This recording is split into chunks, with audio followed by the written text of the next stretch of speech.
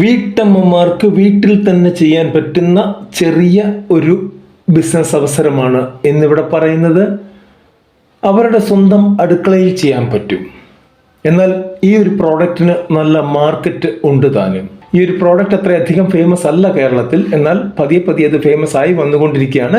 ആവശ്യക്കാർ കൂടി വന്നുകൊണ്ടിരിക്കുകയാണ്. കാരണം മറ്റൊന്നുമല്ല, നോർത്ത് ഇന്ത്യയിൽ പോയിട്ട് വന്നിട്ടുള്ള അല്ലെങ്കിൽ അവിടെ ജീവിച്ചിട്ട് തിരിച്ചു വന്ന ആൾക്കാരിലേക്ക് അവർ അന്വേഷിക്കുന്ന ഒരു പ്രോഡക്റ്റാണ്. മറ്റുള്ളവർക്കും അത് ഇഷ്ടപ്പെട്ട് തുടങ്ങിയിട്ടുണ്ട്. അപ്പോൾ ഈ ഒരു പ്രോഡക്റ്റ് നമുക്ക് ഉണ്ടാക്കാം. അതിൻ്റെ ഇൻഗ്രീഡിയൻസ് പറയാം, എങ്ങനെയാണ് ഉണ്ടാക്കേണ്ടത് എന്ന് പറയാം. തീർച്ചയായിട്ടും നിങ്ങൾക്കത് ഇഷ്ടപ്പെടും. ഇഷ്ടപ്പെട്ടു കഴിഞ്ഞാൽ ലൈക്ക് ചെയ്യുക, കമൻറ്റ് ചെയ്യുക, ഷെയർ ചെയ്യുക. കൂടാതെ ആദ്യമായിട്ട് കാണുന്നവർ സബ്സ്ക്രൈബ് ചെയ്യുക. നമുക്ക് ആ പ്രോഡക്റ്റ് എന്താണെന്ന് നോക്കാം. ഗരം മസാല. ഈ ഗരം മസാല പതിയെ പതിയെ പിച്ച വെച്ച് കേരള മാർക്കറ്റിൽ വന്നുകൊണ്ടിരിക്കുന്ന ഒരു ഐറ്റമാണ്.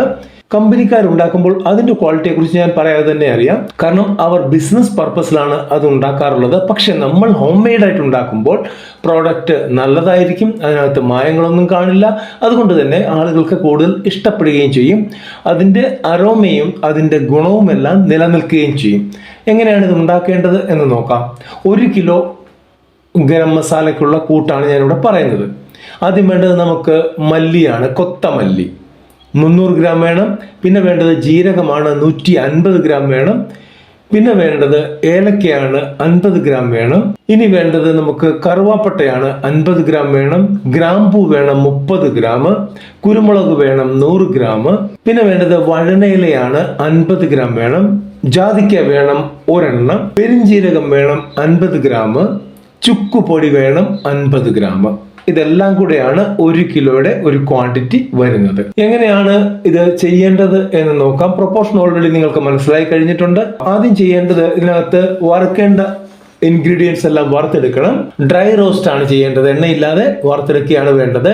ഈ പറഞ്ഞ സാധനങ്ങളെല്ലാം തന്നെ മല്ലി, ജീരകം, ഏലക്ക, കറുവാപ്പട്ട, ഗ്രാമ്പൂ, കുരുമുളക്, വഴനയില, പെരിഞ്ജീരകം എല്ലാം ഇതേ രീതിയിൽ തന്നെ ഒന്ന് വറുത്തെടുക്കണം. ജാതിക്ക പൊട്ടിച്ച് ഇതിൻ്റെ കൂടെ പൊടിച്ചിടുകയാണ് ചെയ്യേണ്ടത്. അതുപോലെ തന്നെ നമ്മളുടെ ചുക്കുപൊടി നമുക്ക് ലാസ്റ്റ് ചേർത്താൽ മതിയാകും. അപ്പോൾ ആദ്യം ഈ വറുത്തെടുത്ത പ്രോഡക്റ്റുകളെല്ലാം നമുക്കൊന്ന് നന്നായിട്ട് ഗ്രൈൻഡ് ചെയ്തെടുക്കണം, നന്നായിട്ട് പൊടിച്ച് എടുക്കണം.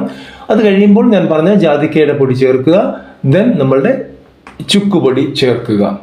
ഇനി ഇതൊന്ന് അരിക്കണം. അരിച്ചത് ഫൈൻ പൗഡർ ആക്കി എടുക്കണം. നല്ല സ്മൂത്ത് പൗഡർ ആക്കി എടുക്കണം. ബാക്കി വരുന്നത് വീണ്ടും ഇട്ട് പൊടിച്ച് എടുക്കണം. അതിനുശേഷം ഇത് പാക്ക് ചെയ്യാവുന്നതാണ്. നല്ല എയർ ടൈറ്റ് ആയിട്ടുള്ള പാക്കറ്റിലായിരിക്കണം ഇത് പാക്ക് ചെയ്യേണ്ടത്.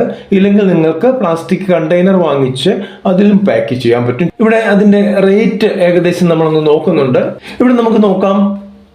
മല്ലി 75 രൂപ, ജീരകം 50 രൂപ, ഏലക്ക 100 രൂപ, കറുവാപ്പട്ടയ്ക്ക് 50 രൂപ, ഗ്രാമ്പൂവിന് 40 രൂപ, കുരുമുളകിന് 75 രൂപ.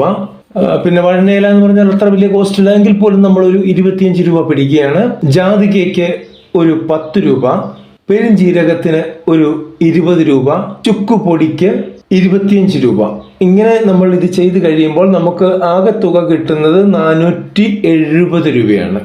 1 കിലോയ്ക്ക് നമ്മൾ 470 രൂപയാണ് മുടക്കുന്നത്. ഈ 470 രൂപ മുടക്കി ഉണ്ടാക്കിയ പ്രോഡക്റ്റ് നമുക്ക് 1 കിലോ നമ്മളുടെ കയ്യിലുണ്ട്. നമുക്ക് 100 ഗ്രാം പാക്ക് വെച്ച് ഇത് വിൽക്കാവുന്നതാണ്. 100 ഗ്രാം പാക്കിന് നമുക്ക് 80 രൂപ വെച്ച് കൊടുക്കാവുന്നതാണ്. അപ്പോൾ 800 രൂപയുടെ പ്രോഡക്റ്റ് നമ്മൾ ഓൾറെഡി ഉണ്ടാക്കി കഴിഞ്ഞു. പിന്നെ നമ്മളുടെ അതർ എക്സ്പെൻസസും കാര്യങ്ങളും ഒക്കെ പോയാൽ പോലും 1 കിലോ നമ്മൾ ഉണ്ടാക്കി വിൽക്കുമ്പോൾ നമുക്ക് 300 രൂപയോളം ലാഭം ലഭിക്കും. ഇത് നിങ്ങൾ വീട്ടിൽ തന്നെ ട്രൈ ചെയ്ത് നോക്കുക, ഉണ്ടാക്കി നോക്കുക, അതിൻ്റെ ഗുണങ്ങൾ മനസ്സിലാക്കി നോക്കുക. നിങ്ങൾക്ക് തോന്നുകയാണ്, സാറ്റിസ്ഫാക്ടറി ആയിട്ട് നിങ്ങൾക്ക് തോന്നുകയാണെങ്കിൽ നിങ്ങൾക്ക് വീട്ടിൽ തന്നെ ഉണ്ടാക്കി നിങ്ങളുടെ ബ്രാൻഡായിട്ട് തന്നെ വിൽക്കാവുന്നതാണ്.